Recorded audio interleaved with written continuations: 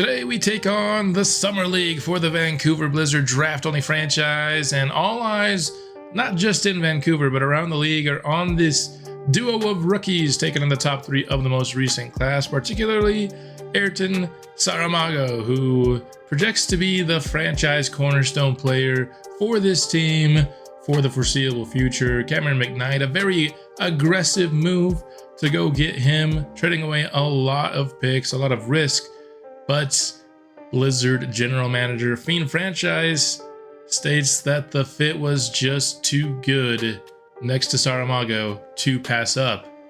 In terms of the other players on our Vancouver Blizzard Summer League roster, 8 out of the 10 rotation players for us next year, or at least projected rotation players, will be on our Summer League roster, the only exceptions being that our 2 point guards that will play for us, neither of them are on the Summer League roster. The rest, all future Vancouver Blizzard. So this Summer League could tell us a lot, and let's hop into it and see just what we can learn. Let's start here with Ayrton Saramago, of course, our first pick in franchise history, and some of his best plays throughout the Summer League. And apologize for the delay between episodes here. If you didn't see my post I made on YouTube, my PC broke over the weekend and I just have been able to get it fixed. Of course, was planning to do a Summer League stream, but with the delay, and I actually ended up being a little sick this week, decided to just record some games myself.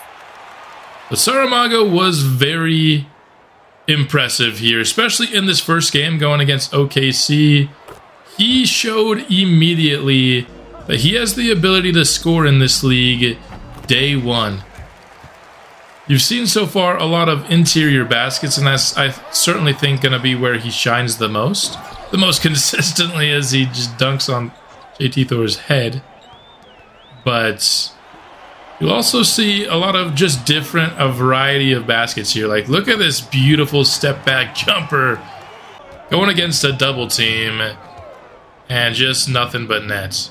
This guy can drive on the pick and roll, having something that I hope we can utilize very often, because I think a Saramago Duren pick and roll, it's going to be very hard to defend. I think he handled double teams well, finding the open man. He certainly shot a lot, but I wouldn't call him unselfish by any means. He gets his teammates involved, like he has been doing with Josh Green here in the third quarter. But Ayrton Saramago, there's some debate about what his actual potential is, but I am very comfortable with what he is here in year one. And one thing to consider as well with these players, got to get these guys some nicknames. Now, for Saramago, I think when I introduced him, I already introduced one potential nickname here, the Brazilian Beast, kind of the Brazil's version of the Greek Freak, because I do think he has some similarities to Giannis here. Not exactly the same player. I don't think he's as dominant inside, but the Brazilian Beast is one potential nickname for Ayrton Saramago. Also, if you look up a Portuguese to English translation, and of course Portuguese is what is spoken in Brazil, you'll find out that Mago translates to wizard, which happens to rhyme with blizzard. So the Brazilian Beast, Mago, or the Wizard, I think those are currently my favorite potential nicknames, but certainly open to some other ideas here.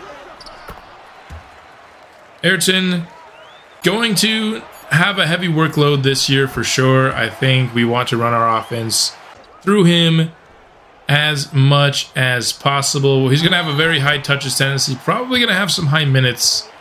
One thing I will say, he has the potential to foul a bit on the inside. Of course, that's not going to show up in a highlight reel, but that's kind of my one worry with potentially giving him big minutes in year one, is he fouls a lot on the inside. He doesn't have any stupid like perimeter fouls or anything, but when his man is on a drive going inside, he tends to foul more often than not. And so, obviously, don't want him fouled out by the end of these games, so maybe can't give him a ton of minutes to start, but certainly going to lead the team in minutes at the very least. And the defense maybe won't be as good in year one. I didn't see a lot great defensively from Saramago, but he should be an offensive powerhouse for us. Switching gears now, let's talk about Cameron McKnight. And for McKnight, I certainly think Saramago will be our best player out of the two rookies, but I would not be surprised if Cameron McKnight is kind of the fan favorite of this team here, and who our fans like the most. His style of play resembles a lot of what you saw from our head coach during his time in the NBA. Just a good team player, always making good decisions, and plays really good defense. Here in this first game, he did not get a lot of shot opportunities, but that did not discourage him at all. He was playing good defense throughout this entire game. But here in this second game, as you can see, he gets it started with a nasty step back three, is where he showed his scoring prowess. This guy, if you give him an open look from three, that thing's going down more often than not. And here he shows a glimpse of a driving ability that is a big question mark for him.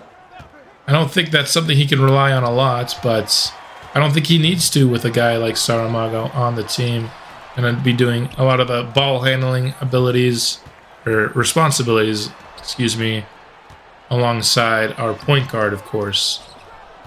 I think he's going to be set up in a position to thrive, make good plays, hit open shots, play really good defense. And on that defensive end, I was especially impressed with his ability to play defense on the interior. He would regularly go up against guys that are his size or bigger and get stops down low, which is pretty impressive for a 6'6" player, because, I mean, Saramago wasn't getting a ton of stops when he got matched up inside, and neither was Jaylen Duren, who we'll talk about in just a minute here, but showed some good dunking ability, showed some good shooting ability. I just think he has the makings of somebody that a fan base will fall in love with here. Doesn't give up on a play here. Gets held up by the screen a bit, but comes back and recovers to block a shot there on the drive. I was really impressed with what I saw from Cameron McKnight. And as for his nickname, I think I got the perfect one already. Green Light McKnight. What do you guys think about that nickname for Cameron? He's going to have the green light on all of his threes, and this was maybe his most impressive play of the entire summer league. Just absolutely posterizing somebody. I knew he could dunk. His athleticism is good. I didn't think he would be out here posterizing people in the summer league, and he did that for us. And then the last player I want to give a quick shout out to, he's not one of the rookies who I wanted to highlight the most, but Jaylen Duren is going to be our highest overall player this season, and he played for our summer league squad, really just because if we didn't choose him, he was going to play for somebody else. But Jaylen Duren, I was expecting him to kind of be dominant in the summer league, and unfortunately, going against Mark Williams here, Mark Williams really got the better of Jaylen Duren throughout most of the game, which I was slightly disappointed with. But at this point, the reigning most improved player of the year, I think you just got to accept kind of what he is, the play finisher, the athletic guy. But I think that 6'10" size did hurt him a little bit on the interior defense, going against a guy that's 7 feet in Mark Williams. He did play well against Archie Bernard here in this second game, though.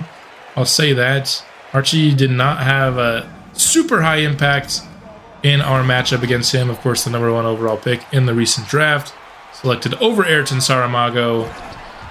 But, you know, Mark Williams is a guy who I think is a very similar caliber, and I would expect a very even matchup there, whereas I do think Duren got outplayed for the majority of that game. Here in the third game, though, he did have a much better game against a shorter center here for the Warriors. Up and down, but we're still going to rely very heavily on Jaylen Duren ahead of our second season here in Vancouver. Our Vancouver Blizzard squad would end up winning the Summer League tournament this year. Only had time to watch the 3 games if I wanted to get an episode out today, which I really did. You know, the PC getting broken certainly delayed the progress I was hoping to make in this franchise, so I wanted to get an episode out here today. But a win over Utah in the Summer League finals here, and I wonder, they won't let me actually look at the stats now that the Summer League's over. I should have looked at them before, but I think this squad gave a lot of reason for hope coming into the second season of this franchise here in Vancouver. I think Saramago showed his versatility in scoring. I don't think he relies on one thing too much to score. I think he can kind of score all different kinds of ways, with the ball, without the ball, inside, outside, in the mid-range, in the post. Of course, there's this B- potential that he's listed at that kind of looms over him.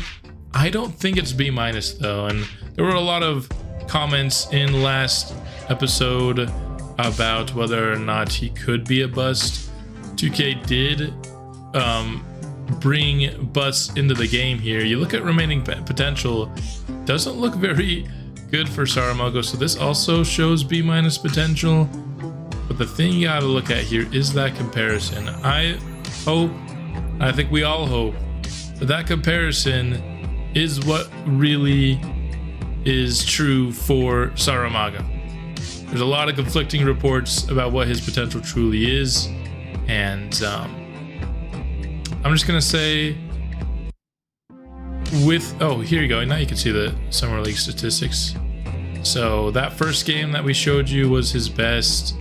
Didn't actually watch this game. I watched these 3 games right here: Golden State, Memphis, and OKC. He was very good in all those games, taking about low 20s shots per game. I think that's a good number for him, but also making heavy impacts with his passing, with his rebounding. Not as many stocks as I thought, just 1 total in those games. I'm expecting better than that come the season. That might be a sliders issue thing, because he was a little bit better in the simulated games, like 4 stocks in the championship game against Utah. That being said, let's also take a look at McKnight's stats here. Had that really quiet game to start, only 2 of 4 from the field. I increased his touches tendency after that. I forgot that he only had like a touches tendency in the 60s. Increased his touches and he became super efficient and consistent for our squad.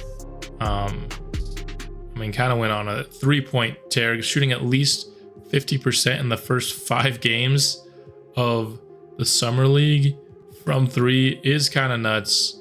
I think we're going to be very happy with how Cameron McKnight performs. Other than that, though, I know I didn't, I showed Jaylen Duren, but some other guys that I think impressed me in the Summer League, I think Max Christie had a pretty good Summer League in the games that we watched. I don't know how he did in the games that we didn't watch, but he showed some ability to kind of run the pick and roll. He likes to shoot out of it more than he likes to pass out of it, but he's not a bad passer by any means.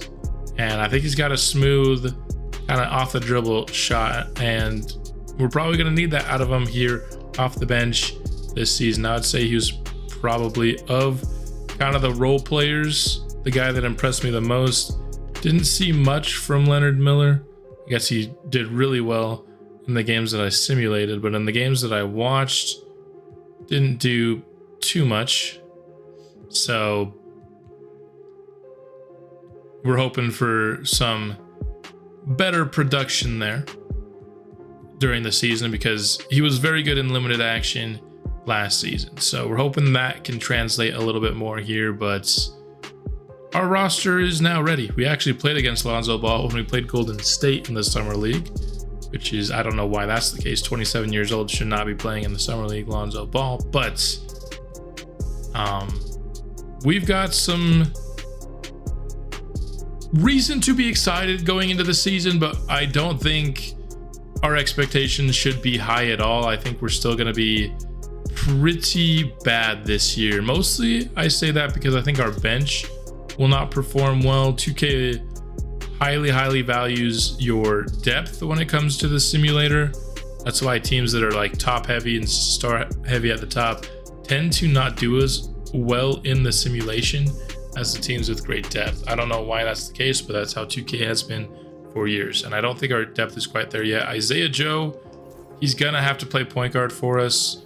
I don't technically need to actually change his position, but I'm going to do that here. And he does go down a little bit in overall, but that's where he's going to be playing. Backup point guard. Not going to rely on 67 overall JT Washington, who couldn't even get minutes on our Summer League team. Just not good enough. But maybe he can be the backup point guard of the future. This is the roster. I'm excited to get our new season underway. I hope you are too. Our opening night's debut of our 2 rookies will be coming out soon. And I'll see you then. Bring the Blizzard.